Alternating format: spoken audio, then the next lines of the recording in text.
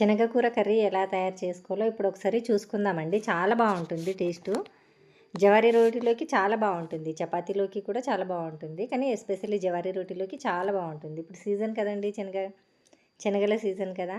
ఇప్పుడు వస్తుంది కదా చిన్న చిన్న ఆకు, వాటితో లేత ఆకుతోటి కర్రీ చేస్తే చాలా బాగుంటుంది.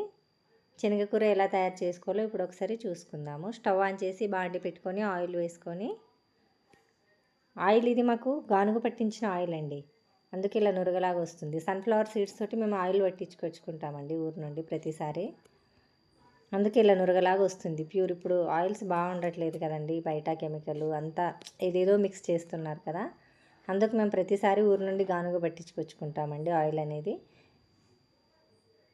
టేస్ట్ చాలా బాగుంటుంది. కొద్దిగా వేసినా కూడా మనం ఈ గానుగ పట్టించుకున్న ఆయిల్తో చేస్తే కర్రీ చాలా బాగుంటుందండి టేస్ట్. చూడండి ఎలా నురగల్లాగా వస్తుంది, మీరు గమనించారు. నార్మల్ ఆయిల్కి మనకు రాదు, పల్లి నూనెకి ఇది సన్ఫ్లవర్ ఆయిల్కి మాత్రమే వస్తుంది. వేరే ఇప్పుడు మనం బయట నార్మల్గా తీసుకొచ్చే ఆయిల్కి ఇలా రాదన్నట్టు. స్మెల్ కూడా చాలా బాగా వస్తుందండి. చూడండి ఇప్పుడు 1 టీ స్పూన్ జీలకర్ర, ఆవాలు వేసాను. ఇప్పుడు ఒక పెద్ద ఉల్లిపాయ ఇలా చిన్న ముక్కలుగా తరిగి వేసుకోవాలి. ఇది బాగా ఫ్రై అయ్యేంత వరకు వేపుకుందాం. శనగకూరకి కొద్దిగా ఆనియన్స్ ఎక్కువగానే ఉండాలండి. ఇవి బాగా ఫ్రై అయ్యేంత వరకు వేపుకుందాము. చూడండి ఇవన్నీ గోల్డెన్ బ్రౌన్ వచ్చేంత వరకు వేపుకుందాము. చూసారా, ఇది బాగా వేగిపోయిన తర్వాత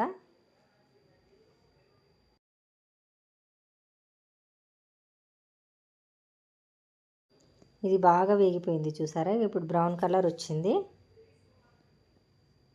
ఇప్పుడు ఒక 8 నుండి 10 ఇట్లా వెల్లుల్లి రెబ్బలు సన్నగా కట్ చేసుకొని వేసుకుందాం. వేసుకొని ఇది కూడా ఫ్రై అయ్యేంత వరకు కలుపుకుందాము. సిమ్లోనే పెట్టుకోవాలండి, హైలో ఏం అవసరం లేదు. మంట సిమ్లో పెట్టుకొని వేపుకుంటే బాగుంటుంది టేస్ట్ అనేది. ఇప్పుడు ఒక రెబ్బ కరివేపాకు ఇలా తుంచి వేసుకుందామండి. ఇది కూడా ఫ్రై అయ్యేంత వరకు ఫ్రై చేసేసుకొని, చూడండి ఇది మనకు ఫ్రై అయిపోతుంది. ఇప్పుడు చిటికెడంతా పసుపు వేసుకుందాము. కొద్దిగా చిటికెడంతా పసుపు యాడ్ చేసుకొని కలిసేలాగా కలుపుకుందాము. ఇప్పుడు ఇదంతా మొత్తం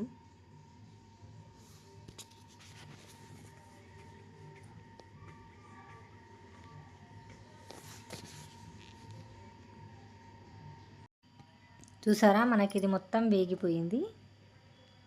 ఇప్పుడు మనం దీంట్లోకి ఎండుమిర్చి కాదండి, పచ్చిమిర్చి వేసుకుందాము. నేను 1/4 కేజీ పచ్చిమిర్చి తీసుకున్నాను. పచ్చిమిర్చి బాగా వేపుకొని అందులో ఒక అల్లం కొద్దిగా అల్లం ముక్క, కొద్దిగా ఒక పీసు వెల్లుల్లి రెబ్బ వేసుకొని, జీలకర్ర వేసుకొని బాగా ఫ్రై చేసుకున్నాను. ఫ్రై చేసుకొని మిక్సీ పెట్టేసుకున్నానండి. వేయించి వేసుకుంటే టేస్ట్ ఇంకా బాగుంటుంది. చూడండి ఇలా నేను మిక్సీ పట్టుకొని తీసుకొచ్చాను. ఇది కూడా యాడ్ చేసుకుందాం ఇందులో. దీన్ని కూడా మంచిగా ఫ్రై చేసుకుందాము, ఫ్రై అయ్యేంతవరకు. చూడండి ఇలా కలిపేసుకోవాలి అంతా కలిసేంతవరకు. ఇది మనకు ఫ్రై అయిపోయింది కదా. ఇప్పుడు నేను ఒక 1/2 అవర్ ముందు పెసరపప్పు నానబెట్టానండి. అలా వేస్తే కూడా బాగానే ఉంటుంది, కానీ మనం నానబెట్టుకుంటే కొద్దిగా త్వరగా ఉడుకుద్ది అన్నట్టు. మనం వాటర్ ఏమి యాడ్ చేయట్లేదు అన్నట్టు మళ్ళీ శనగకూరలో. లేకపోతే మనం పెసరపప్పు నానబెట్టకపోతే వాటర్ యాడ్ చేయాల్సి ఉంటుంది. చూడండి 1/2 కప్పు పెసరపప్పు వేసుకుంటున్నాను నేను. ఇది కూడా బాగా ఫ్రై అయ్యేంత వరకు ఫ్రై చేసుకుందాం. చూడండి ఇది ఈజీగానే ఫ్రై అయిపోతుంది. ఇప్పుడు శనగకూర ఆకు కట్ చేసి ఉంచుకున్నాం కదా ఇంతకుముందు మనం, ఇది కూడా వేసి కలిసేంత వరకు కలుపుకుందాం అన్నట్టు. చూసారా, ఇది నేను 2 కప్స్ తీసుకున్నాను. 2 కప్స్ శనగకూర ఉంటే జస్ట్ 1/2 కప్పు వేసాం మనం పెసరపప్పు, మీరు గమనించారా. ఇది మనకు ఫ్రై అయితే చాలా తక్కువ అవుతుందండి. మనం ఆకు చూస్తే అమ్మో అసలు కర్రీ ఎంత అవుతుందో అనుకుంటాం, కానీ అంత అవ్వదు, జస్ట్ కొంచెం అవుతుంది. ఒక హాఫ్ టీ స్పూన్ సాల్ట్ మాత్రం చూసుకొని వేసుకోండి, ఆకుని చూసి వేసుకుంటే ఎక్కువ అయిపోతుంది. చూసారా, సాల్ట్ కూడా వేసి మనం కలిసేలాగా కలుపుకుందాం, అంతా కలిసేలాగా. సిమ్లోనే పెట్టుకోవాలండి, హెవీలో పెడితే మళ్ళీ మనకు అడుగంటుద్ది. ఇలా సిమ్లో పెట్టుకొని ఈ వాటర్ సరిపోతుందండి మనకి, ఆకు వాటర్ సరిపోతుంది, మనము వేరే వాటర్ యాడ్ చేయాల్సిన అవసరం లేదు. వాటర్ యాడ్ చేస్తే అంత బాగోదండి. ఈ పప్పులో ఆనియన్స్లో ఉంది, ఈ ఆకులో ఉన్న వాటర్ సరిపోతుంది మనకి. ఇలా సిమ్లో పెట్టేసుకొని బాగా ఫ్రై అయ్యేంత వరకు ఫ్రై చేసేసుకుందాం. హైలో పెట్టకూడదండి మంట అనేది, సిమ్లోనే ఉండాలి. చూసారా, ఇదంతా కలిసేలాగా బాగా కలిపేసుకుందాం. కలిపేసుకొని పైనుండి మూత పెట్టేసుకుందాం ఒక 5 or 10 minutes.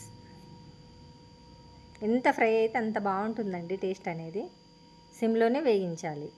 హైలో పెట్టామనుకోండి మనకు కింద అడుగు పట్టేస్తుంది, పైన ఉడకదు, అలాగే ఇలా ఇత్తులాగా ఉంటుంది అన్నట్టు, గింజలాగా ఉంటుంది. చూసారా, ఇది మనకు మొత్తం ఫ్రై అయిపోయింది ఆల్మోస్ట్. ఇప్పుడు మూత పెట్టేసి ఒక 10 to 15 minutes వదిలేద్దాం. సిమ్లోనే పెట్టేసుకోవాలి మంట అనేది, ఇది ఒకటి చూసుకోవాలి కంపల్సరీ. చూసారా, ఇలా మూత పెట్టి ఒక 15 minutes వదిలేసాం. ఇలా మంచిగా కలిపేసుకొని తీసి చూస్తే మళ్ళీ ఇలా ఉంది. మళ్ళీ ఒకసారి కలుపుకుందాం అన్నట్టు, పైనుండి కింద, కింద నుండి పైన మంచిగా నీట్గా కలిసేలాగా కలిపేసుకొని అంత ఫ్రై అయిపోవాలి అన్నట్టు మనకు ఆకు పప్పు అనేది. ఇందులో వాటర్ మొత్తం బయటకు వచ్చింది, చూసారా, మీరు గమనించారా? ఇలా వచ్చేంతవరకు కలుపుకోవాలి. మనకు దగ్గరకు వచ్చేస్తుంది చూసారా. మరీ మెత్తగా అవ్వకూడదండి పప్పు అనేది, కొద్దిగా గింజలాగా ఉండాలి. నాకు ఇంకా కొద్దిగా గట్టిగా అనిపించింది కాబట్టి కొన్ని వాటర్ యాడ్ చేస్తున్నాను. మరీ ఎక్కువ వేయకండి, జస్ట్ హాఫ్ కప్పు కంటే తక్కువ వేసుకోండి. కొద్దిగా ఇత్తులాగా అనిపించింది నాకు పప్పు అంత సరిగ్గా నానలేదు కదండి, అందుకే కొద్దిగా వాటర్ యాడ్ చేయాల్సి వచ్చింది.